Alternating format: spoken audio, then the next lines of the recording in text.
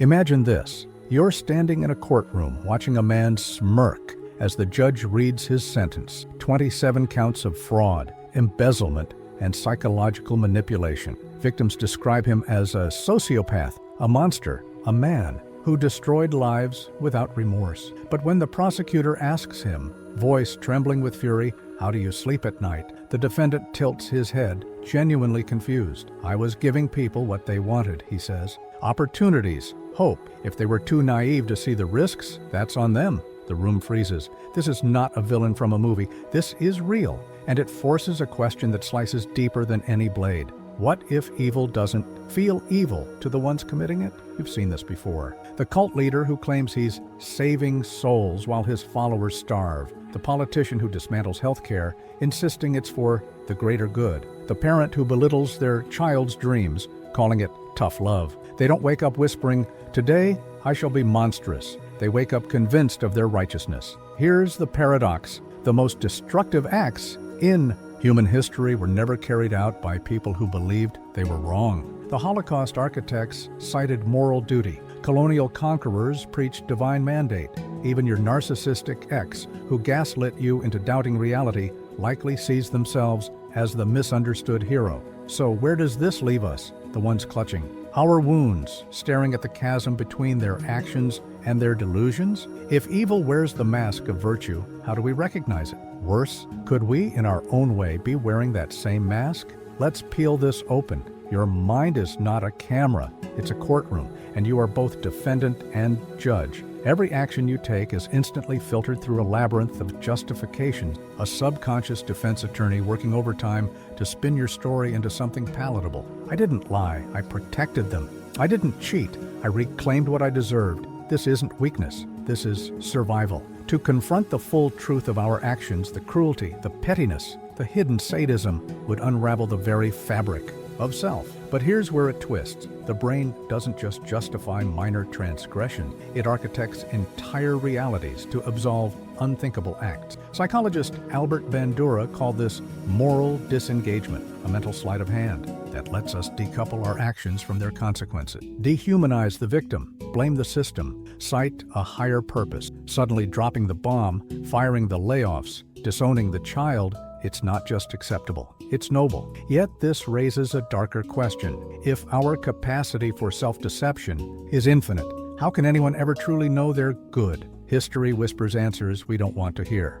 Take the Stanford prison experiment, where ordinary students morphed into tyrants within days, insisting they were just following orders. Or the factory farm CEO who praises sustainability while pigs scream in slaughterhouse tunnels. Or you perhaps rationalizing that venomous comment to a loved one as honesty. The line between hero and villain isn't just blurry, it's alive, shifting with every justification we feed it. This is why the concept of evil terrifies us. It forces us to confront the fact that we are all one rationalization away from becoming the monster in someone else's story. But wait, before you dismiss this as philosophical navel-gazing, consider the stakes. Every war, every act of betrayal, every silent cruelty in your life stems from this psychological blind spot. What if the real danger isn't the mustache-twirling villain, but the certainty of one's own virtue?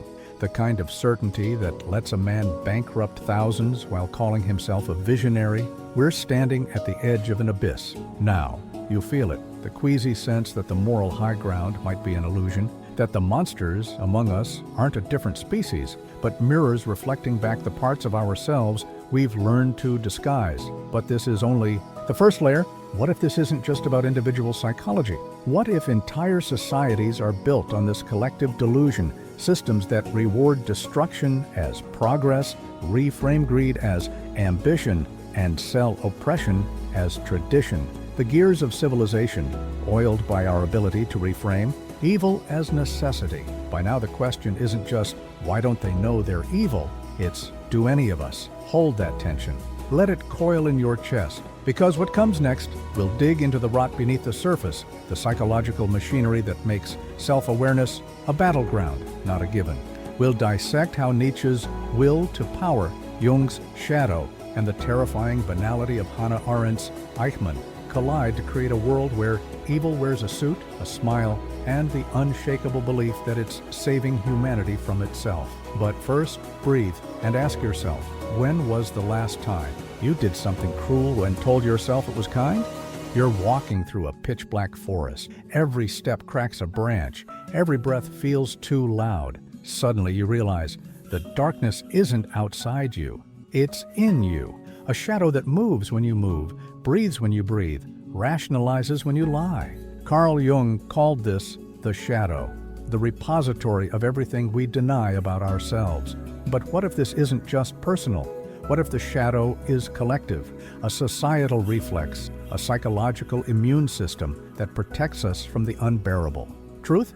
We are all capable of atrocity, so long as we call it justice. The rot begins with language. Think of the last time you harmed someone. Not physically, existentially. Dismissed a colleague's idea to cement your authority, ghosted a friend to avoid discomfort, maybe even weaponized silence against someone who loved you. Now, replay it in your mind. Hear the script, your brain. Auto-generated, they deserved it. I had no choice. It's for their own good. These aren't excuses. They're incantations, spells we cast to transmute guilt into righteousness, cruelty into necessity. Friedrich Nietzsche saw this clearly. Madness is rare in individuals, but in groups, parties, nations, it is the rule. Why? Because morality is not a compass, it's a narrative, and humans will rewrite reality to preserve their role as the hero. Psychologist Jonathan Haidt's research reveals that our moral reasoning works backward. We feel first, then cherry-pick logic to justify it. The fraudster in Section 1 didn't decide to scam people. He felt entitled to wealth, then constructed a worldview where exploiting others was teaching them resilience. But this is merely the surface. Dig deeper, and you hit the bedrock of human consciousness, the terror of meaninglessness. Viktor Frankl, surviving Auschwitz, observed that humans can endure any how if they have a why. But here's the inversion. We'll also destroy any how, inflict any suffering, to protect our why, even if that why is built on lies. Enter the grand architects of self-deception. Arthur Schopenhauer argued that the human will is a ravenous, irrational force, a blind striving that uses reason as its lawyer. Your ideals? Post hoc justifications for desires you dare not name. Want power? Call it leadership. Crave control? Label it protection. This is why the cruelest regimes in history weaponized utopian language. Stalin didn't slaughter cults for bloodlust. He did it to purify the proletariat. The Spanish Inquisition didn't torture heretics. They saved souls. But the most insidious twist comes from Jean-Paul Sartre's concept of bad faith, the act of lying to oneself to escape the agony of freedom. When we choose to believe we have no choice, we surrender to a role, the dutiful soldier, the sacrificial parent, the loyal employee. And in that surrender, we become capable of anything. Nazi bureaucrat Adolf Eichmann didn't see himself as a murderer. At his trial, he insisted he was a cog in the machine, a man simply doing his job. Hannah Arendt termed this the banality of evil, the normalization of atrocity through self-imposed ignorance. Yet ignorance is a craft, a skill we hone. Modern neuroscience reveals that the brain's anterior cingulate cortex, the conflict detector, goes eerily quiet when we're convinced of our moral superiority. In other words, the more righteous you feel, the less likely you are to question your action. It's a psychological loophole. Convince yourself you're virtuous, and you gain license to act monstrous. But where does this craft come from? Look to the stories we're fed. Aldous Huxley's Brave New World warned of a society pacified by pleasure, distraction, and the mantra, everybody belongs to everybody else. But our world is more insidious. We're baptized into systems that equate consumption with freedom, conformity with morality, and compliance with success. From childhood, we're taught to externalize evil, to point at villains in news headlines, while ignoring the quiet violence of our complicity. Buy the blood diamond? Everyone does it. Stay silent about injustice? I'm just one person. This is the Stockholm Syndrome of the soul. We defend the systems that enslave us because they give us identity. The CEO pillaging the environment, he's creating jobs. The influencer selling insecurity, she's empowering women. As Jung warned, people will do anything, no matter how absurd, to avoid facing their own souls. But the avoidance has a cost. Schopenhauer's will and Freud's Idee converge here. Repressed shadows don't disappear. They metastasize, project onto others, become crusades. The homophobe attacking sin to purge his own desires. The social justice warrior shaming strangers to numb her secret shame. This is why moral grandstanding is often a confession, a scream of self-loathing disguised as righteousness. Now the forest grows darker. You begin to see the architecture, a labyrinth of cognitive biases, fundamental attribution error, groupthink, neurological rewards, dopamine hits from tribal belonging, and cultural myths, progress, destiny, manifest destiny, that keep us from facing the truth. Even our language is weaponized. Collateral damage, enhanced interrogation, downsizing. Euphemisms aren't lazy, they're alchemy, turning leaden guilt into golden purity. But the most terrifying realization? This system is not broken. It's functioning perfectly. Societies thrive on collective delusion. Religions need sinners. Economies need endless growth. Politicians need enemies. And you need to believe that your story, your pain, your struggles makes you better than them, the other, the evil ones. But what if the other is just your shadow wearing another face? We're nearing the heart of the labyrinth now. Philosopher René Girard uncovered the primordial human ritual, the scapegoat mechanism. Tribes unite by projecting their sins onto a sacrificial victim, a witch, a heretic, a minority. This isn't ancient history. It's the engine of Twitter mobs, political campaigns, and family feuds. By condemning the evil in others, we temporarily cleanse ourselves. But the relief is an illusion. The hunger returns. The shadow grows. This is the true horror. Our psychological need for evil creates evil. A self-perpetuating Ouroboros. The fraudster, the tyrant, the abuser, they're not outliers. They're mirrors, and what they reflect is too agonizing to hold. There is no them, only us. But if that's true, where does a redemption begin? How do we escape a trap woven into the fabric of consciousness itself? Don't answer yet, because the maze has one final turn. The systems we've built, the economic, political, and cultural machinery, are not separate from our psyche. They're extensions of it. Late-stage capitalism's mantra of greed is good is just Schopenhauer's will, monetized. Cancel culture is Girard's scapegoat mechanism, digitized. Even our self-help industry, obsessed with optimization and positivity, is a Huxleyan dystopia, selling enlightenment as another product to consume. We are both prisoners and jailers, architects and rubble. But here, in the suffocating darkness, a sliver of light appears, because to see the trap is to begin dismantling it. Jung wrote, "Until you make the unconscious conscious, it will direct your life, and you will call it fate." The path forward isn't absolution, it's awareness. The courage to ask, what if I'm the villain? And mean it. Yet awareness alone is a knife edge. Stare too long at your shadow, and you risk falling into nihilism. Look away, and you become the tyrant. How do we walk this edge without slipping? The answer lies in a shift so profound, it redefines what it means to be human. But to grasp it, we must first descend further into the silent, invisible ways this disease of denial poisons everything. The clocks are ticking, the gears are turning, and the next revelation will show you how to hear them. You're in a crowded subway car. Strangers sway in unison, eyes glued to screens. A headline flashes, climate tipping points reached. A man chuckles, muttering, fake news. A woman scrolls past, heart racing, but her thumb keeps swiping. No one panics, no one screams. The air hums with normalcy. This is how the world ends. Not with a bang, but with 1,000 silent shrugs. The virus isn't in the air, it's in the mind. Cognitive scientists call it normalcy bias, the brain's refusal to accept looming disaster if it disrupts routine. But this isn't just about climate denial.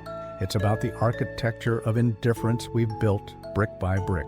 Every time you swallow the lie that I can't make a difference, every time a corporation rebrands oil spills as energy solutions, every time a genocide trends on Twitter only to be buried by cat videos by noon, you're breathing in the toxin, and it's metastasizing. In 1961, Stanley Milgram watched ordinary people electrocute strangers to death.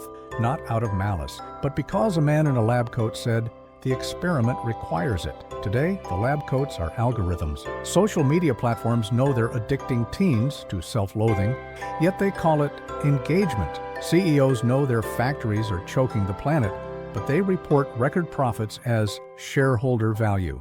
The language isn't just euphemistic, it's parasitic. It hijacks our moral synapses, rewiring us to serve systems that thrive on our blindness. But the greatest danger lies in what this does to agency. Imagine a puppeteer who convinces his puppets they're flying. Your brain is a master of this illusion. Confirmation bias cherry-picks evidence to fortify your beliefs. The bystander effect numbs you to others' pain because someone else will help.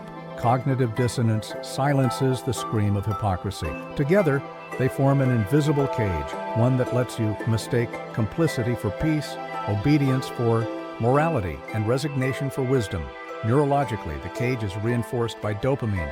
Every time you mute a disturbing thought with a Netflix binge or a viral meme, your brain rewards you. Good citizen, keep scrolling. Stress hormones like cortisol compound this. Faced with overwhelming crises, the mind defaults to apathy as a survival tactic. Why fight the fire when you can just stop feeling the heat? But the fire is real. You see it in the data. A 2023 study found that 65% of Gen Z believes humanity is doomed, yet only 21% volunteer or donate to causes. The Hammer gap isn't laziness, it's learned helplessness, a psychological surrender to the belief that nothing matters. Schools teach compliance over critical thinking. Media sells despair as entertainment. Politicians frame voter suppression as election integrity. The result? A civilization expertly trained to manage its anxieties rather than solve them. Philosopher Byung-Chul Han calls this the burnout society, a culture so addicted to productivity and positivity that it pathologizes dissent. Depression isn't a chemical imbalance. It's a rational response to a world demanding you smile while it sets itself ablaze. But the most sinister consequence is identity erosion. You are what you pretend to be. Kurt Vonnegut's axiom cuts deeper now. Social media profiles, corporate personas, political tribes. We curate avatars to survive the collective fiction. A teenager edits her selfies to fit in, muting her dysphoria.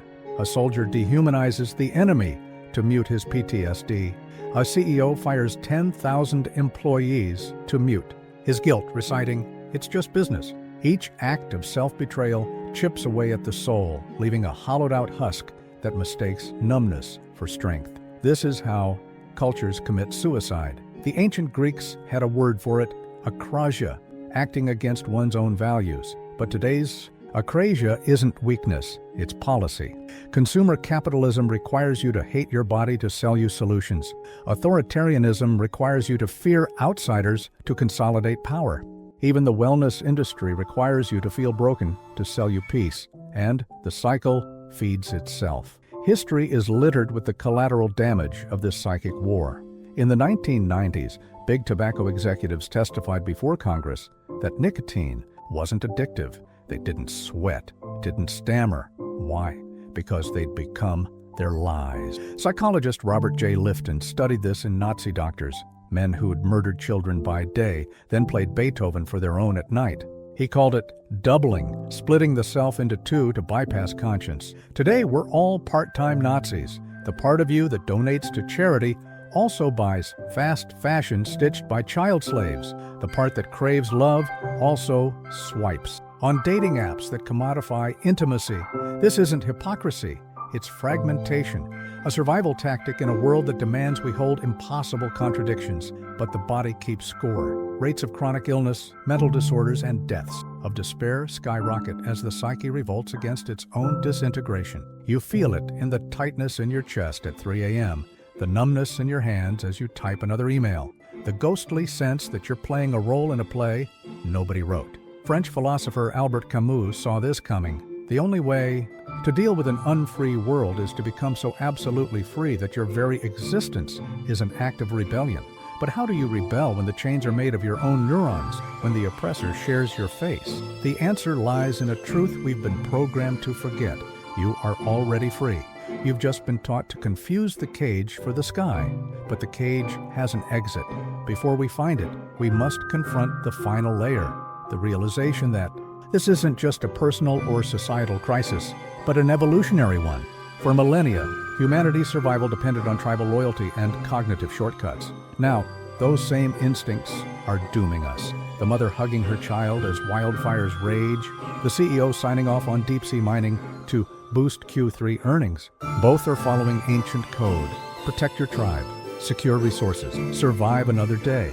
The problem isn't that we're evil, it's that we're obsolete. Our hardware is outdated, our software corrupted by viruses we call culture.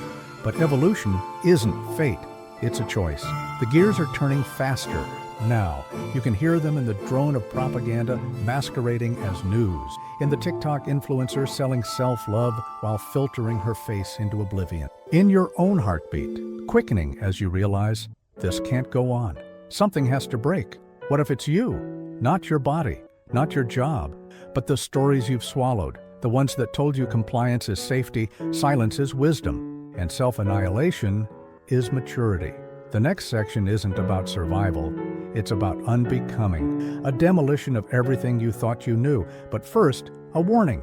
What comes next will demand more of you than anger or despair. It will ask you to grieve, to dissolve, to rebuild. Are you ready? You're standing at the edge of a cliff, wind screaming in your ears. Below you, a chasm of fire. Behind you, a mob chanting your name, demanding you join them in the familiar dance of blame and denial.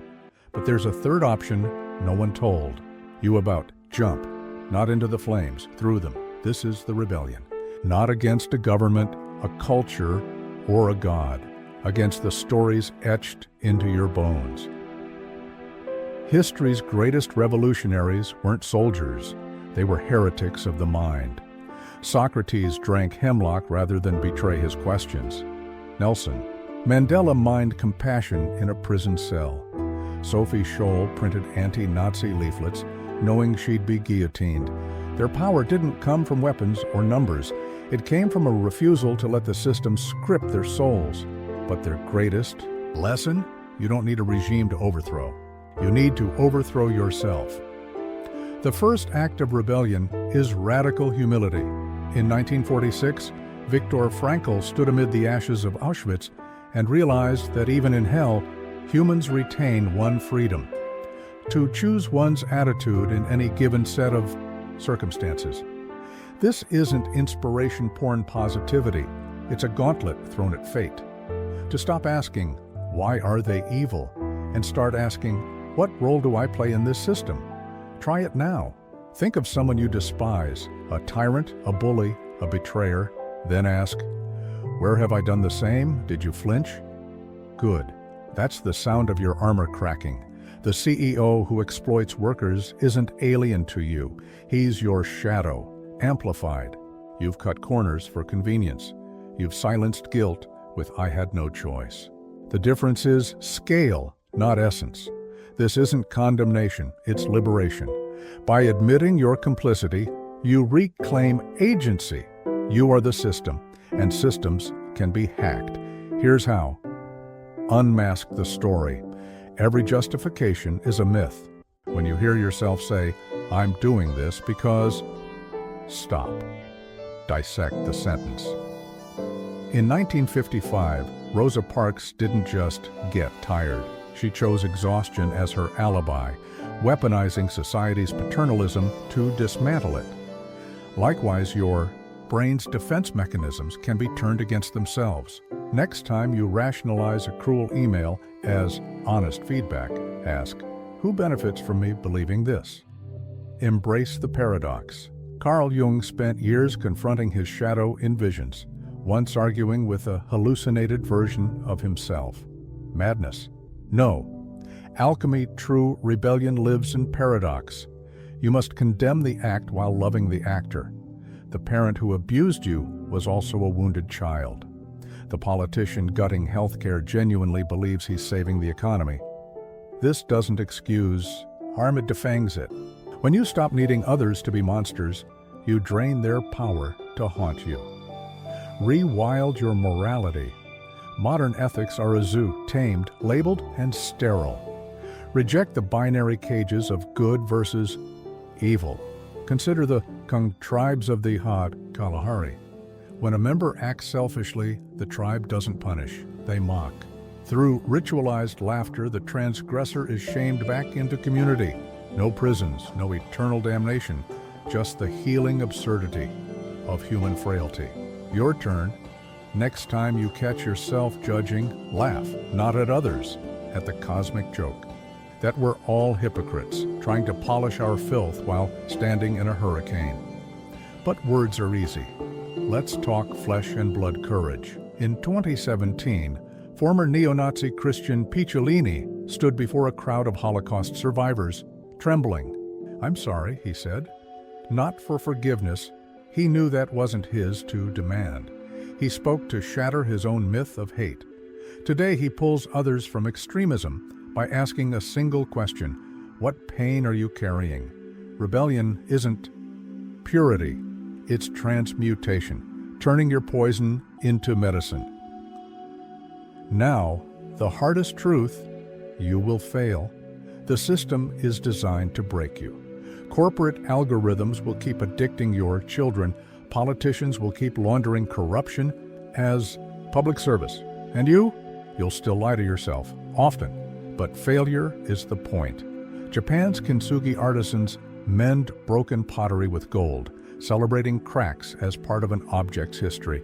Apply this to your soul. Every time you catch yourself rationalizing greed as hustle or apathy as self-care, you've found a fissure. Pour gold into it. The gold is awareness. Let's get practical. The daily revolutions mutiny at dawn. For 1 week, wake up 30 minutes earlier and ask, what will I protect today, my comfort or my integrity? Then act on the answer. Eulogy practice. Write your obituary, not the one you want, the one you're earning. Read it aloud. Burn it. Rewrite. Shadow dialogues.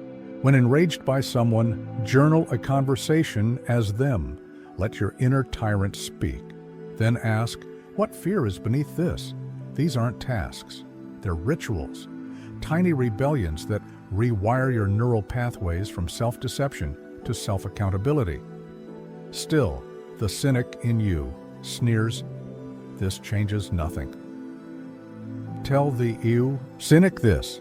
In 1989, East German rebels didn't storm the Berlin Wall with guns. They gathered with candles chanting, "No violence," until guards lowered their rifles, weeping. The wall didn't crumble from force, it dissolved from refusal to play the game. Your mind has walls. Your weapons? Questioning, feeling, staying. Human in an inhuman system, but beware. The rebellion will cost you. You'll lose friends who prefer the lie. You'll choke on truths that once tasted like oxygen.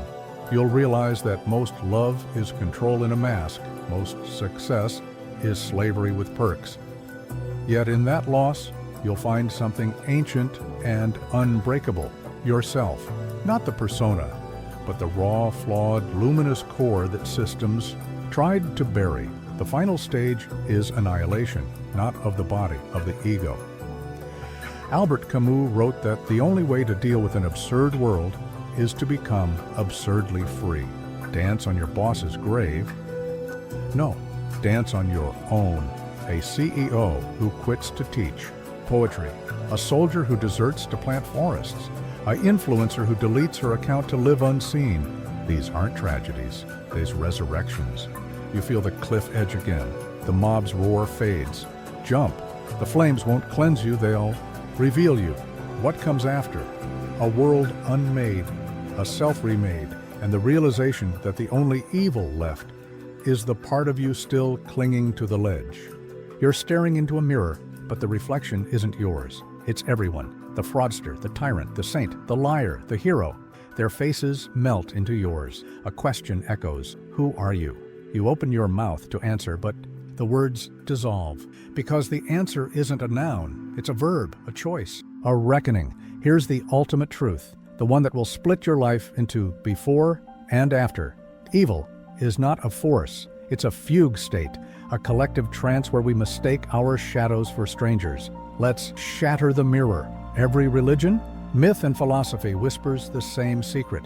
The enemy is with. Buddhism's Mara, the tempter, arises from the mind's cravings. Christianity's Satan means adversary, not a fallen angel, but the voice hissing, "This isn't your fault." Even the science of mirror neurons confirms it. We become what we behold. Hate a tyrant long enough, and you'll inherit his glare. But this isn't about blame, it's about ownership. In 1945, Robert Oppenheimer watched the first nuclear explosion, a fireball he'd engineered to end a world war, and whispered the Bhagavad Gita, "Now I am become death, the destroyer of worlds." He wasn't confessing, he was awakening. The bomb wasn't the sin. The sin was believing it could be wielded without destroying himself. You are Oppenheimer. Every time you weaponize truth to shame others, every time you numb your guilt with moral superiority, every time you demand others change while refusing to, you're splitting atoms in your soul. The fugue state lifts here. The only true evil is believing you're immune to it. History's monsters didn't lack morality. They lacked curiosity. Hitler's bunker contained no pentagrams or torture devices, just dusty copies of Nietzsche, dog-eared at the line, "He who fights with monsters should look to it that he himself does not become a monster." He missed the warning, highlighted the wrong fucking word. We all do this. Your ex rewriting history to dodge guilt, you've done it too. The CEO exploiting workers, you've exploited someone weaker. The difference? They stopped asking why.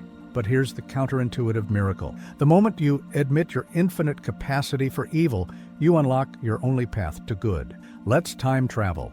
In 1967, Martin Luther King Jr. stood in Riverside Church, gutted by the Vietnam War's horrors, and did something extraordinary.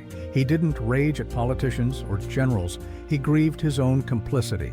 "I am a sinner like all of us," he said, then called for a radical revolution of values starting within. Critics called it suicide. But in that speech, not "I have a dream," he became more than a leader. He became a prophet. Prophets don't predict the future. They refuse it. This is your invitation. Refuse the future where humanity remains trapped in the toddler phase of consciousness, screaming, "They started it," as we burn the world. The revolution begins with a single axiom. You are not a self. You are a synapse, a flashpoint between pain and transcendence, between the inherited trauma of ancestors and the unborn gasping for a cleaner myth. Jung called this the collective unconscious. Buddhists call it dependent origination. Quantum physicists call it entanglement. Whatever the label, the truth is the same. Your most private thoughts are crowdsourced. The guilt you feel for lust, Augustine's 4th century shame. Your rage at injustice, the same fire that fueled Spartacus, the voice whispering, "You're not enough," a billion dead marketing ghosts. This doesn't erase responsibility, it magnifies it. When you heal your shadow, you heal ancestors. When you own your darkness, you starve the collective poison. But how? Stop seeking light. Become prism.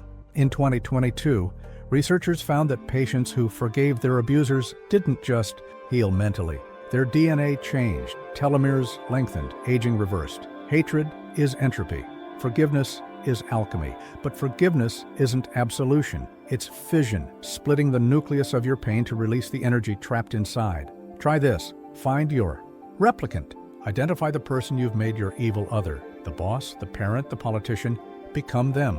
Write a letter as them, explaining their action. Not defensively, Raleigh. Burn the letter.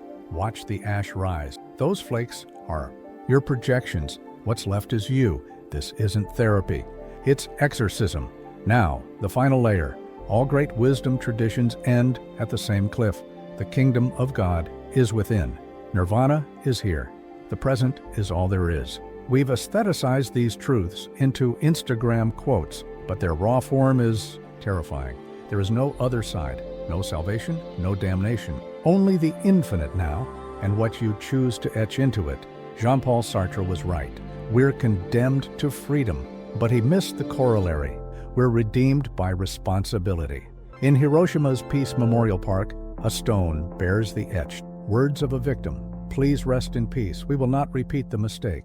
Notice, not they, we. So here in the ashes of every lie you've told yourself is the ultimate choice. Will you be a tombstone or a seed? A tombstone says, the world is broken and I am its victim. A seed says, "The world is broken, and I am its answer." Choose the seed, and you inherit Mandela's defiance, Van Gogh's starry nights, the first laugh of a child unshackled. From generational hate, choose the tombstone, and you join the chorus of ghosts who traded their humanity for the warm corpse of certainty. One final mirror. Look into it. Really look. The face staring back is neither good nor evil. It's potential. A quantum superposition of every self you could become. The fraudster's smirk, it's there. The saint's compassion, there too. The cult leader's certainty, the rebel's doubt, the lover's ache, all swirling in the pupil's void. Now, reach out, touch the glass, feel it crack, because the mirror was never real. Just a metaphor for the stories you've glued to your skin. Let them fall. Let you fall. What's left? Not a hero, not a villain, a human. Finally, flawed, free, and ready to begin. Epilogue. The next morning you wake. Birds sing, coffee brews, you check the news. Wars rage, lies trend. The world still burns, but something's different. You don't feel despair or hope. You feel alive because now you know the fire isn't just outside, it's in you, and you've learned to breathe it.